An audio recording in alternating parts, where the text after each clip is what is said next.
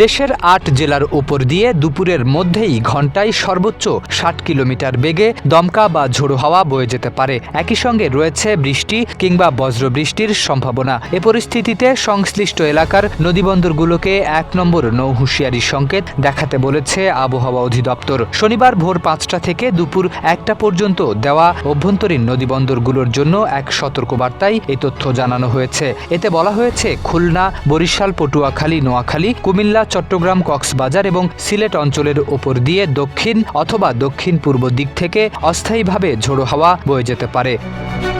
দেশ জুড়ে যে কোনো কেনাকাটায় ১০,০০০ টাকার বেশি অফার, তাই পেমেন্ট মানেই বিকাশ।